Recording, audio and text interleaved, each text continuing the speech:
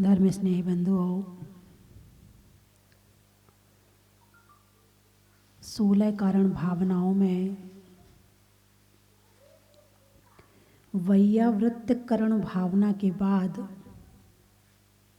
अरहद भक्ति नाम की भावना है। कौन सी? अरहद भक्ति। अरहद यानी अरिहंत भगवान। अरहद यानी अरिहंत भगवान यानी अरिहंत भगवान की भक्ति करना चाहिए। क्या करना चाहिए? भक्ति करना चाहिए। भक्ति कब होगी? प्रश्न। भक्ति के भाव कब उमड़ेंगे? जब आपको उनके गुण मालूम होंगे। जब तक उनके गुणों के विषय में पता नहीं होगा, जब तक उनकी शक्तियों के विषय में पता नहीं होगा, जब तक उनके सुख के विषय में पता नहीं होगा, तब तक आप उनकी भक्ति नहीं कर सकते हैं। और यदि आप किसी के कहने से कर भी रहे हैं तो उसमें वो प्राण, वो आत्मा, वो रस, वो स्वाद आने वाला नहीं है। आप अपने बेटे से भी प्रेम करते हैं, पड़ोसी के बेटे से भी प्रेम करते हैं, रिश्तेदार के बेटे से भी प्रेम करते हैं, लेकिन अपने बेटे में प्रेम कैसे उमड़ता है? अरे बोलिए ना, कैसे उमड़ता है? आत्मा से उमड़ता है ना? भगवान के प्रति प्रेम कब उमड़ेगा? भगवान के प्रति जो प्रेम है उसको भक्ति नाम दिया गया है। किस शब्द से संबोधित किया है उसे? भक्ति के नाम से। और जो तुम बच्चों से प्रेम करते हो वो मोह वाला प्रेम है, लेकिन अरिहंत भगवान से जो प्रेम और जो भक्ति, जो समर्पण होगा वो आत्मा वाला होगा। हालांकि बच्चों से प्रेम करते वो आत्मा से करते हो, बिना आत्मा के नहीं करते हो। और भगवान से जो प्रेम करते हो वो, क्या बात है, आपके चेहरे पे मुस्कुराहट क्यों आ गई है? इतनी बड़ी वाली मुस्कुराहट। यानी भगवान की भक्ति कब संभव है? बहुत से लोग हैं, पूजा भी करते हैं, भक्तांबर भी पढ़ते हैं, पाठ भी करते हैं, माला भी फेरते हैं, लेकिन आत्मा से नहीं होता सारा काम। जितनी आत्मा से अपने बच्चे से प्रेम करते हैं, जितनी आत्मा से अपने शरीर को सजाते हैं, जितनी आत्मा से धन को कमाते हैं, उतनी आत्मा से आप भक्ति नहीं करते हैं। करते तो हो, ऐसी बात नहीं कि नहीं करते हो। छोड़ा तो नहीं है आपने, लेकिन पकड़ा भी पूरा नहीं है आपने। ना छोड़े हुए में है, ना पकड़े हुए में है। यदि पकड़े हुए में हो जाए तो मामला कुछ और हो जाए। अरहद भक्ति। झूमने लगो, एक लाइन बोलने के बाद ही भी ठाड़ो होए के प्रथम पढ़े जो पाठ धन्य जनेश्वर, इसी लाइन में खो जाओगे यदि भक्ति होगी तो। धन्य जनेश्वर देव तुम, प्रभु धन्य हो गए आप। आपने अपना जीवन धन्य कर लिया, आपने अपने आप को धन्य बना लिया, कृतकृत्य कर लिया आपने अपने आप को। ऐसे भाव, इतनी लाइन में भाव बढ़ने लगेंगे यदि आत्मा से प्रेम होगा तो, और नहीं होगा तो। शुरू करते हैं विनय पाठ। ये विठाण हो के प्रथम पढ़े जो पाठ धनजनेश्वर देव तो नाथ चतुष्ट के धन्य तुमने से हो गया। विनय पाठ कब पूरा हो गया पता ही नहीं चला। स्वस्ति न वृषभा, स्वस्ति अजिता, स्वस्ति संभवा, स्वस्ति स्वस्ति भी पूरी स्वस्ति हो गई, पता ही नहीं चला आदिनाथ भगवान कब निकल गया, कौन सा स्टेशन कब निकल गया।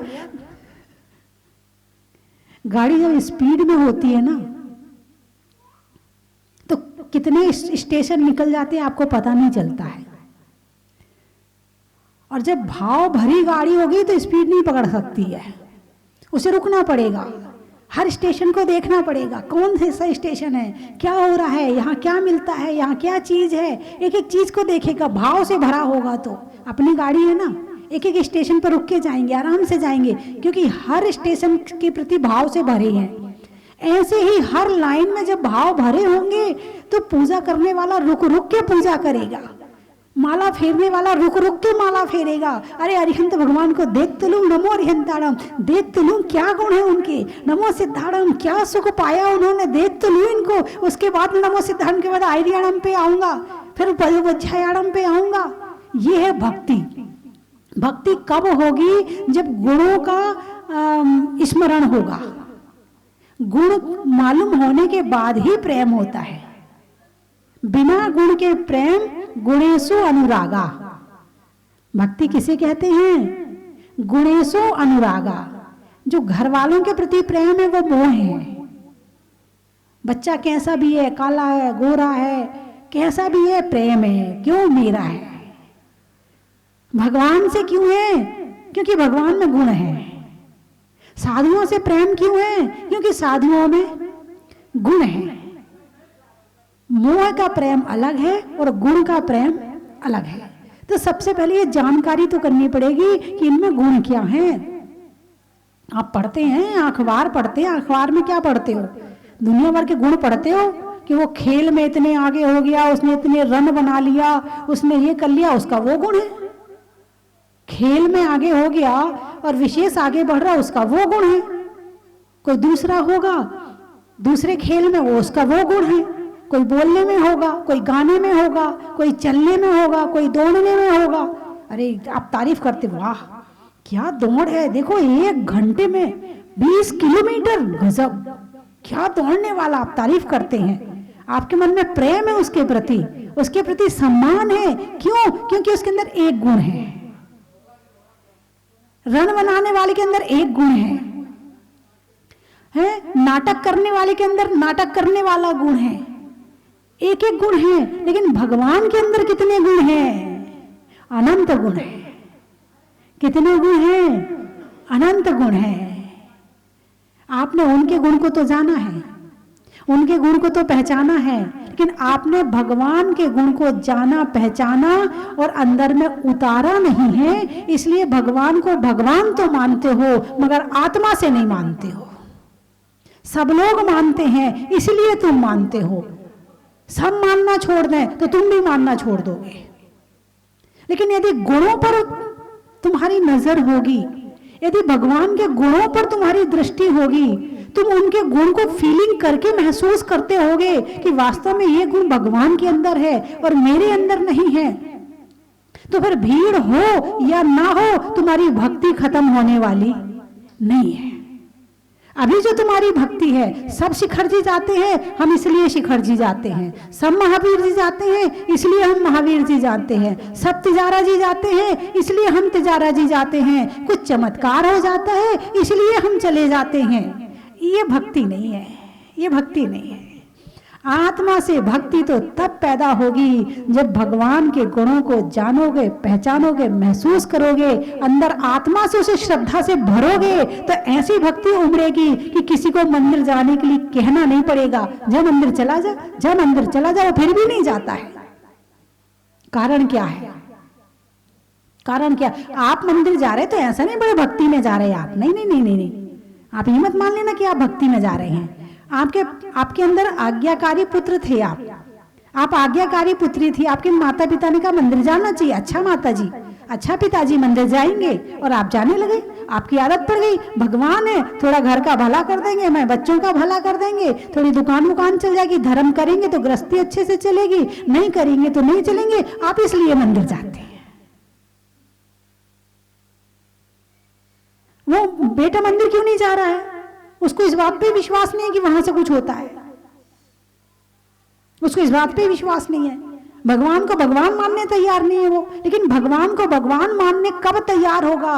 यदि तुम्हारे बेटे को भगवान के गुणों का पता चल जाए, वो तुमसे आगे पहुंच जाएगा। तुम तो केवल घर गृहस्थी के लिए कर रहे हो, वो भगवान बनने पहुंच जाएगा। आजकल के बच्चों के अंदर क्या बात है, क्यों नहीं जाते मंदिर? यही कारण है कि उन्हें भगवान के गुणों की जानकारी नहीं है, भगवान की शक्तियों की पहचान नहीं है, भगवान के अंदर क्या ऊर्जा है, क्या भाव है, क्या सुख है उनके पास में, उन्हें पता ही नहीं है। तुमने बताया ही नहीं है, बस मंदिर जा, दो कदे हो गया काम। आजकल के बच्चे इतने से मानने वाले नहीं है, हर चीज का लॉजिक चाहिए। यदि ये भगवान है तो क्यों है, यदि हाथ जोड़े तो क्यों जोड़े हम इनको, यदि हम नमस्कार करें तो क्या मिलता है इनसे हमें, यदि मिले तो कुछ जाए, नहीं तो क्यों जाए। वो तुम्हारे जैसे सीधे साधे नहीं है। कल एक 5 वर्ष का बच्चा बैठा था, 5 वर्ष का, बहुत छोटा सा दिख रहा था, और 5 वर्ष का बच्चा मेरा प्रवचन पूरा समझ रहा था, उसको पूरा प्रवचन समझ में आ रहा था। मैं क्या बताना चाह रही हूं कि आजकल के बच्चे वो पहले वाले बच्चे नहीं है। छोटा सा बच्चा भी समझदार है, जितना पहला 20 साल का समझता था उतना आज 12 साल का समझ लेता है। तो ऐसे बच्चों के अंदर यदि तुम्हें भक्ति पैदा करनी है तो पहले खुद को ज्ञानी बनाना पड़ेगा, पहले खुद को भक्ति से भरना पड़ेगा। और जब वो भक्ति तुम्हारे रोम रोम में आ जाएगी फिर वो तुम्हें देखेगा तो कहेगा नहीं ये वास्तव में भक्ति करते हैं। अब बहुत सी महिलाएं हैं 50 साल से पूजा कर रही और एक भी पूजा याद नहीं आज तक। अब बेटा कहता है मम्मी तुम्हें कितने साल हो गए पूजा करते, बोले 50 साल। अभी भी किताब हाथ में ही है तुम्हारे, तुम्हें एक पूजा भी याद नहीं हुई आज तक। लॉजिक सही है। दुकान में एक अच्छी साड़ी देखते हो कभी नहीं भूलते हो, साड़ी खरीदनी है, बढ़िया साड़ी है। कोई गाड़ी पसंद आ जाए तो गाड़ी नहीं भूलते हो। तुम 50 साल से किताब लेके पूजा कर रहे, याद नहीं हुई तुम्हें आज तक पूजा? क्यों नहीं हुई? क्योंकि पूजा ऊपर से करी है, आत्मा से करी होती तो वो अंदर पहुंच गई होती। तो अरहत भक्ति करने के लिए अरहत के गुणों को पहचानना जरूरी है। जब तक अरिहंत भगवान को पहचानेंगे नहीं तब तक प्रेम होने वाला नहीं है। ऐसा नहीं कि आपके अंदर भक्ति नहीं है, मैं 100% की बात कर रही हूं। आपके अंदर है, ज्ञान भी है, भक्ति भी है। आप भगवान के अनंत चतुष्टय को भी जानते हैं, आप भगवान की शक्तियों को भी जानते हैं, लेकिन जितनी गहराई से मैं जानने के लिए कह रही हूं अभी आप उतनी गहराई से नहीं जानते हैं। जानते तो हैं, ऐसा नहीं, आप प्रवचन भी सुनते हैं, टीवी में भी सुनते हैं, आप भक्ति भी करते हैं, पूजा भी करते हैं, सब कुछ करते हैं, लेकिन जिस गहराई में मैं अभी आपको जानने के लिए कह रही ना, अभी आप उस गहराई में नहीं पहुंचे हैं। और जब भक्ति होती है तो समर्पण आता है। आप किसकी बात मानते हो? जिससे आपको प्रेम होता है। होता कि नहीं होता है? यदि घर में बेटे का प्रेम मां से हो और कोई बात पत्नी कहे तो बेटा किसकी बात मानेगा? नीचे करके चलोगे, अरे ये तो नजर ही नहीं उठाता है, ये तो नीचे देख के चलता है। यदि हम यहां से निकल गए उसको पता ही नहीं है कि जरा मुझे भी देख ले, और यहां वहां नजर करके चलोगे इसकी तो नजर ही नहीं टिकती है। आंख बंद करके बैठ जाओगे, भैया साहब तो महाराज बन गए, साधु बन गए, आंख बंद करके बैठे हैं, आंख ही नहीं खोलते हैं। ये संसार तुम्हें कहीं छोड़ने वाला नहीं है। अपने विवेक और बुद्धि से तुम्हें काम करना होगा कि क्या करना है और क्या नहीं करना है। तो इंसान किसकी बात मानता है? जिससे प्रेम होता है। यदि पड़ोसी से भी प्रेम होगा, पड़ोसी कोई मित्र होगा, कई बार तो पत्नी कहती है ये तो मेरी तो मानते नहीं हो, है ये अपने मित्र की ज्यादा मानते हैं, फिर वो बात तो मनवाती है मगर ऐसे मनवाती है, भाई ये चाबी कहां से घूमेगी, इनकी चाबी है कौन, वहां से चाबी घुमाई जाती है। लड़ाई झगड़ा करने से तो फायदा है नहीं है, इन्हें अपने मित्र से बड़ा प्रेम है, ये तो बात मानेंगे तो उसी की मानेंगे। फिर वो अलग से फोन करके कहती है भाई साहब आप जरा ना हमारे इनको ऐसा कह देना, वो कह देता है, अब काम हो जाता है। अब मैं इस बात को कहां बताने वाली हूं, जैसे कि आपका बेटा है, माँ की बात नहीं मानेगा और टीचर कह देगी तो ना मैम ने कहा है ऐसा नहीं करना, नहीं मैं ऐसा नहीं करूंगा, है।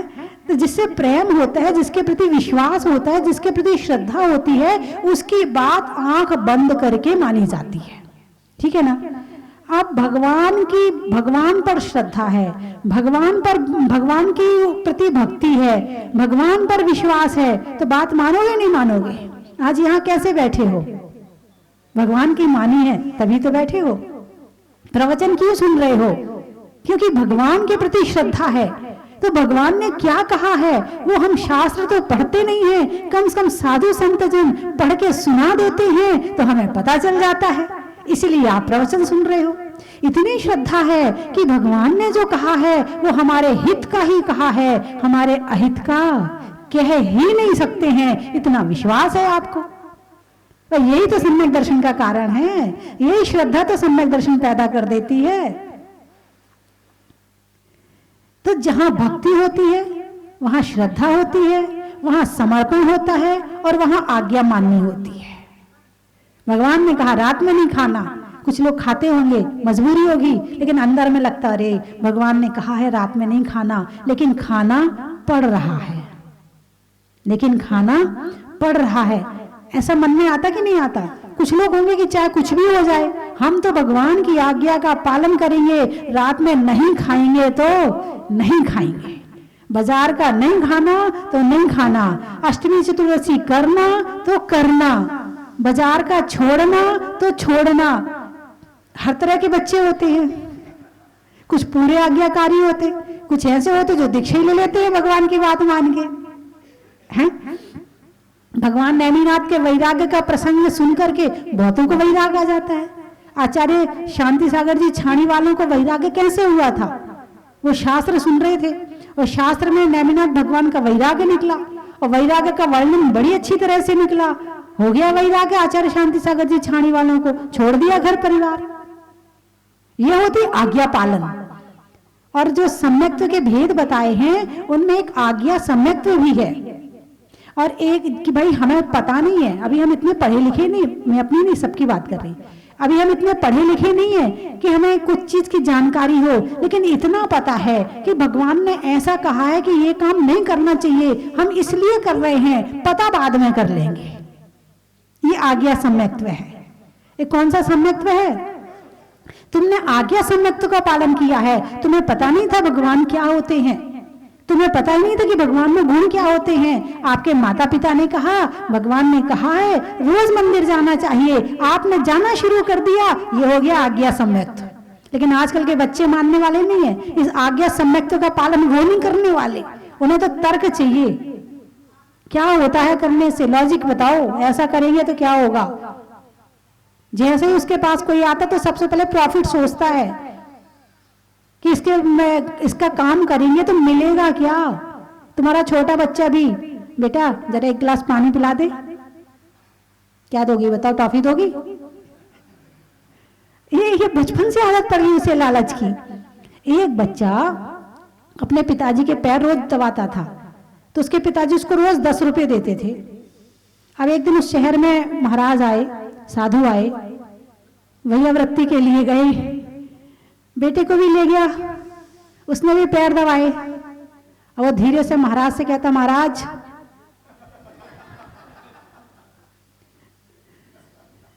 जैसे संस्कार भर दोगे वैसे ही बच्चा हो जाएगा। और उसे तो यही पता था पैर दबाने पे 10 रुपए मिलते हैं। अब महाराज के पैर दबाए तो तुम भी दो 10 रुपए। लेकिन नहीं, आज्ञा सम्यक्त्व है, आज्ञा का पालन करना। हमें मालूम नहीं है कि हम एक आसन कर रहे हैं तो इसका क्या फल होगा, क्या कैसे होगा, हमें पता नहीं है। लेकिन यदि हमने करना फिर भी शुरू कर दिया, वो आपका व्यर्थ नहीं जाएगा। आपको नहीं पता आर्यन भगवान कौन है, फिर भी आपने नमोकार मंत्र की जाप करना शुरू कर दी, व्यर्थ नहीं जाएगी आपकी। आज्ञा सम्यक्त्व का पालन कर रहे हैं आप, आपको सम्यक्त्व होगा। ज्ञान जब होना होगा हो जाएगा। अभी श्रद्धा तो कर ले, श्रद्धा होगी तो ज्ञान भी आ जाएगा, और श्रद्धा ही नहीं होगी तो कितना ज्ञान भरा पड़ा हो, बेकार है सारा। आजकल के लोग बहुत बुद्धिमान है, बहुत ज्ञानी है, लेकिन श्रद्धा नहीं है तो वो ज्ञान भी अज्ञान की श्रेणी में आता है। यदि श्रद्धा नहीं है तो ज्ञान भी, अरे बोलिए ना, अज्ञान की श्रेणी में आ जाता है। इसीलिए श्रद्धा, श्रद्धा के साथ में भक्ति, श्रद्धा आई, भक्ति कौन करेगा? जैसे श्रद्धा है, ऐसे भी है कि जिन्हें पता नहीं कि भगवान कौन है फिर भी भक्ति कर रहे हैं, और ऐसे भी कि जिन्हें पता है कि भगवान कौन है वो भी भक्ति कर रहे हैं। दोनों के भावों में तो अंतर हो सकता है, लेकिन भक्ति तो दोनों की चल रही है। भाई जैसे कोई भी चीज है, यदि आपको अनजाने में कभी कभी गलती हो जाती और कभी कभी जानबूझ के गलती होती, अनजाने की गलती कमजोर होती है क्योंकि पता ही नहीं था, और जानबूझ कर की जो गलती करते हैं उसमें पूरी मजबूती होती है। अच्छा हम देख लेंगे, हम तो करके रहेंगे, ये जानबूझ की है। भाई तार कहीं पे बीच में कटा हुआ है, करंट प्रवाहित हो रहा है, यदि जानबूझ के पकड़ोगे तो कैसे होगा? अब यहां दूसरी बात हो गई, वहां दूसरी बात थी। तो जानबूझकर पकड़ेंगे तो धीरे से पकड़ेंगे, क्योंकि पता है ज्ञान है, इसमें करंट है, और अनजाने में पकड़ेंगे तो झटका खा के गिर जाओगे। तो भक्ति, भगवान की भक्ति प्राणों से करो, आत्मा से करो, और आत्मा से करोगे और ध्यान से करोगे और ज्ञान के साथ करोगे, उसका फल 100% मिलेगा। अब लोग कहते हैं भक्ति करें तो सही, मगर मिलेगा क्या ये बताओ। आजकल के समय में डिप्रेशन की बहुत बीमारियां हो रही हैं, और डॉक्टर बड़े होशियार हैं, अपने ऊपर कुछ नहीं रखते हैं, अपने ऊपर कोई बात नहीं लेते हैं। पेशेंट आया, अच्छा डिप्रेशन है, अच्छा अच्छा, मंदिर जाते हो? नहीं। अच्छा संतों के प्रवचन सुनते हो? नहीं। अच्छा तो कुछ फिर टेंशन में रहते हो? जी हाँ टेंशन तो है ही, इसलिए तो आपके पास आए हैं। अच्छा आपको ना डिप्रेशन इसलिए हो गया है कि आपको टेंशन है। अच्छा आपको शुगर है ना, आपको शुगर इसलिए है कि आपको टेंशन है। अच्छा आपको वीपी है ना, तो वीपी इसलिए है कि टेंशन है। आप टेंशन कम किया करो, और टेंशन कम करने के लिए क्या करें फिर हम? बोले ऐसा करो, मंदिर जाया करो, थोड़ा बहुत, थोड़ा संतों के प्रवचन सुना करो। उस डॉक्टर को भी पता है कि डिप्रेशन, शुगर, बीपी, सबका इलाज क्या है? धर्म, भक्ति, रोज भक्ति, प्रतिदिन भक्ति, पूरे आत्मा के साथ भक्ति, पूरे भावों के साथ भक्ति। मैं कई जगह जाती हूँ, जैसे पहले गई, यहाँ भी तो काफी दिन से प्रभु के चरणों में हूँ। जब बिहार कर रही थी मैं, तो कई रिजल्ट मिले मुझे इसके, कि एक महिला एक शहर में जाने के, झालावाड़ में जाने के बाद में 3-4 दिन बाद मेरे पास आई। तो शाम का प्रवचन चलता था, तो वो श्रीफल लेके आई, शाम को जल्दी आ गई, प्रवचन से आधा घंटा पहले आ गई। तो मैंने कहा हूँ, बोले आपको कुछ बताना है। भाई क्या बताना है आपको? बोले मुझे बहुत डिप्रेशन था, इतना डिप्रेशन था कि मैं अपने घर से बाहर भी नहीं निकलती थी, कहीं नहीं जाती थी। फिर मुझे पता चला कि आप यहाँ पर आ रही हो और आपके प्रवचन भी होंगे। तो मैं किसी तरह से, मुझे एक व्यक्ति जबरदस्ती एक दिन शाम को लेके आ गया, और 3-4 दिन हुए मुझे भी प्रवचन सुनते हुए। आज मैं बिल्कुल ठीक हुई 4 दिन के प्रवचन में, केवल 4 दिन के प्रवचन में। बोले आज मैं अपने आप सारा काम कर रही हूँ और सब कुछ कर रही हूँ। एक बात यमुनानगर की है कि वहां पर एक महिला को इतना डिप्रेशन था कि डॉक्टर ने कह रखा था फुल रेस्ट, और उसके साथ में घर वाले उससे कुछ ना कहें, कुछ ना बोले, दवाइयों के ढेर बिस्तर के बाजू में, कहीं जाने मत देना इनको, बहुत डिप्रेशन है, बहुत हाइपर डिप्रेशन है इनको। अब हम लोग वहां पहुंचे तो उसे पता चला कि माता जी आई हैं। अब वहां पर पहली बार को इस तरह साधु संत गए थे, तो और भी ज्यादा वहां आकर्षण था। तो उसने कहा कि हमें घर वालों से कि हमें लेके चलो। तो घर वालों ने सोचा यदि मना करेंगे तो उसको टेंशन हो जाएगी, तो भाई चल। एक दिन या दूसरे दिन फिर कहा चलो।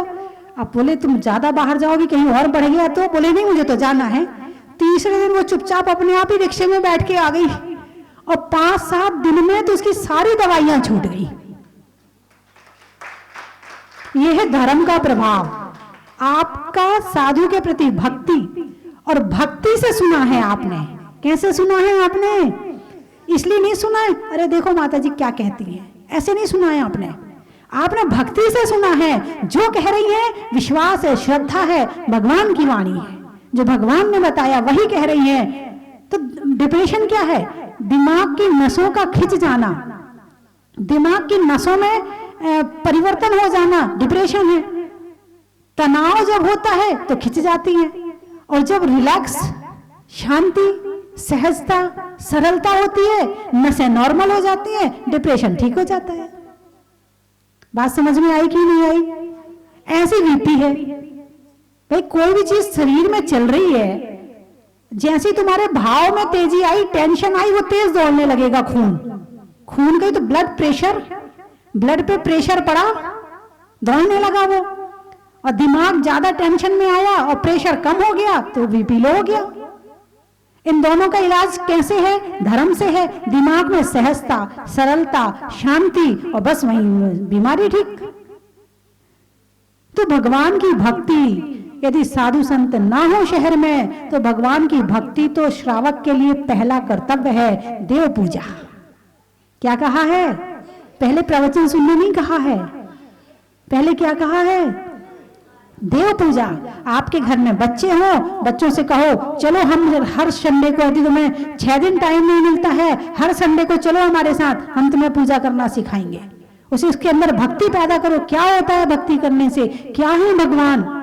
यदि अपने बच्चों के अंदर संस्कार दे दोगे पूजा करने के, अभिषेक करने के, तो आपने एक श्रावक को जन्म दिया है। किसको जन्म दिया है? एक श्रावक को जन्म दिया है, जो जैन धर्म की परंपरा को आगे बढ़ाएगा। और यदि तुमने अपने बच्चों को धार्मिक संस्कार नहीं दिए हैं, तो केवल एक मनुष्य पैदा किया है, जो केवल अपना मनुष्य भाव पूरा करेगा और चला जाएगा। जैन धर्म या धर्म की परंपरा आगे बाद में बढ़ेगी, पहले तो उसका कल्याण होगा। धर्म करने से पहले किसका भला होगा? उस जीव का भला होगा, और बाद में धर्म का होगा। तो बच्चों के अंदर संस्कार देने बहुत जरूरी है। आप तो भक्ति कर ही रहे हैं, आप तो मंदिर जा रहे हैं, लेकिन नहीं, शाम का समय हुआ, दो बच्चे ने कहा मम्मी मुझे मंदिर जाना है, चल ट्यूशन का टाइम हो रहा है, रहने दे, सुबह स्कूल के समय चल स्कूल जाना है तेरे को। आपने उस बच्चे को भगवान से दूर कर दिया, आपने उसका भला नहीं किया है, आपने उसका बुरा कर दिया, क्योंकि आपने अपने बच्चे को भगवान से दूर कर दिया। ये पढ़ाई, ये लिखाई तो केवल इसी जन्म में काम आएगी, और आएगी भी या नहीं आएगी ये भी कोई जरूरी नहीं है। लेकिन यदि तुमने भक्ति नहीं भरी बच्चे के हृदय में, तो आपने अपने बच्चे को मतलब संस्कार ही खत्म कर दिए। ऐसा कौन माँ बाप होगा जो अपने बच्चे का बुरा चाहेगा? बोलिए ना, कोई नहीं होगा, कोई भी नहीं चाहेगा। अच्छा, जब बच्चा जीवन में धर्म नहीं करेगा, केवल संसार के ही काम करेगा, तो उसका भला होगा क्या? क्या होगा उसका? कहां जाएगा वो अगले जन्म में? कौन चाहेगा कि मेरा बच्चा नरक या तिरंज गति में जाए? बोलिए ना, कोई भी नहीं चाहेगा। जब नहीं चाहेगा तो डालो ना संस्कार बच्चों में, ध्यान करने के संस्कार, भक्ति करने के संस्कार, स्वाध्याय के संस्कार, उसे डालो उसके अंदर में। एकासन के, त्याग के, व्रत के, रात में नहीं खाना, बेटा आज अष्टमी है, आज रात में नहीं खाना। अब कुछ महिलाएं, आजकल की युवतियां ऐसी हैं जो खुद ही खा रही होंगी, तो अपने बच्चे को कहां से मना करेंगे? नारी से घर में धर्म के संस्कार आते हैं, और नारी ही धर्म रहित हो जाएगी। धर्म पत्नी कहा जाता है, और पत्नी ही धर्म नहीं करेगी तो धर्म कहां से आएगा? नारी पति को धर्म सिखाती है, नारी बच्चों को धर्म सिखाती है, सास ससुर बूढ़े होते हैं तो उनके धर्म का पालन करवाती है, और जो नारी खुद ही धर्म नहीं करती है तो पूरे घर का धर्म खत्म हो जाता है। मेरी बात आपकी समझ में आ गई? तो कितनी महिलाएं रात को नहीं खाती, वो हाथ उठाना, खाने वाली अपने आप पता चल जाएगा। अच्छा चलो एक काम करो, अष्टमी और चौदस का छोड़ दो, ठीक है? अष्टमी चतुर्दशी का त्याग, या सप्ताह में एक दिन का त्याग, कोई भी दिन ले लो आप, आपका जो भी दिन चाहो, सप्ताह में एक दिन रात में खाना नहीं खाएंगे। उठाइए हाथ। अरे वाह, अरे वाह, बच्चे के लिए तालियां बजाई, वाह, आनंद आ गया, आनंद आ गया। और जितनी लोग टीवी में देख रहे हैं वो भी इस बात का संकल्प लें, यदि खाते हैं तो हाथ उठा करके। चलो मौन की बात बाद में करूंगी मैं, अभी इन हमारे युवाओं को समझा दूं। और यहाँ एक यूथ सेमिनार कर रही हूँ, उसमें मोटिवेटर भी आएंगे और उसमें मैं चाहूँगी कि हमारे जो 18 वर्ष से 40 वर्ष के युवक युवतियां हैं उनको बुलाया जाएगा, उसमें आप जरूर सम्मिलित हों। यदि उसमें हो गए आप तो आपको बहुत कुछ सीखने को मिलेगा उसमें। चलिए समय हो गया, मैं 3 चीजें बोलूंगी, आपको कहना बड़ा ही महत्व है। भोजन में भात का, तत्वों में सात का, तीर्थंकरों में मुनि सुब्रत नाथ का, छोड़ने में आसक्ति का, करने में अभिव्यक्ति का और भगवान की भक्ति का, शास्त्रों में समय सार का, तीर्थों में गिरनार का, और बच्चों के अंदर देने में धर्म के संस्कार का, जंगल में नाग का, शहरों में बाघ का, और बच्चों के रात्रि भोजन त्याग का। बड़ा ही महत्व है। बहुत अच्छा लगा, बच्चों के अंदर ऐसे संस्कार आते रहेंगे, जरूर धर्म आगे बढ़ेगा, सबका भला होगा। कहाँ कहाँ से आए हैं?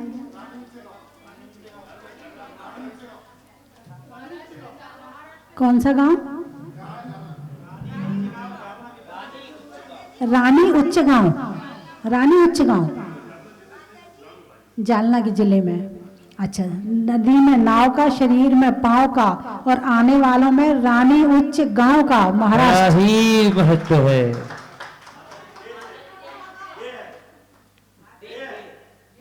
डे ये वहाँ शिखर जी के पास, नागौर के पास। अच्छा अच्छा। गर्मी में पेय का, गर्मी में पेय का, और चिपकाने में ले का, और आने वालों में डे का। बड़ा ही महत्व है। गाने में सुर का, नृत्य में नूपुर का, आने वालों में जयपुर का। बड़ा ही महत्व है। भोपाल। अच्छा, शरीर में खाल का, सिर पे बाल का, और आने वालों में भोपाल का। बड़ा ही महत्व है।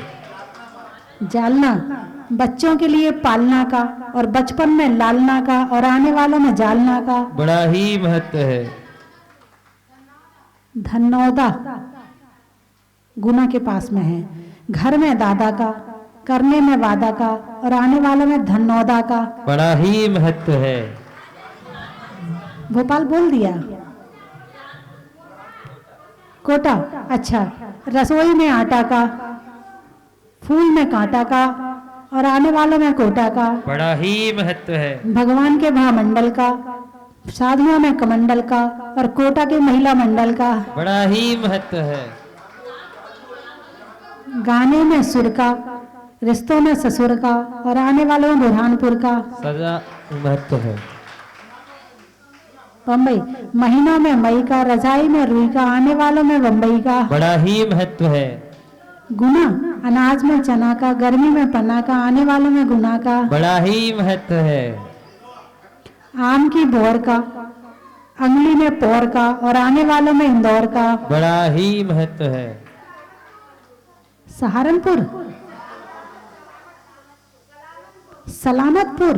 अच्छा, गाने में सुर का, गाने में सुर का, देवों में असुर का, और आने वालों में सलामतपुर का। बड़ा ही महत्व है। त्रियंच में बिल्ली का, डंडा में गिल्ली का, और आने वालों में दिल्ली का। बड़ा ही महत्व है। हो गए सारे? देवलगांव राजा, बजाने में बाजा का, भोजन में ताजा का, और आने वालों में देवलगांव राजा का। बड़ा ही महत्व है। बोलिए 24 भगवान की।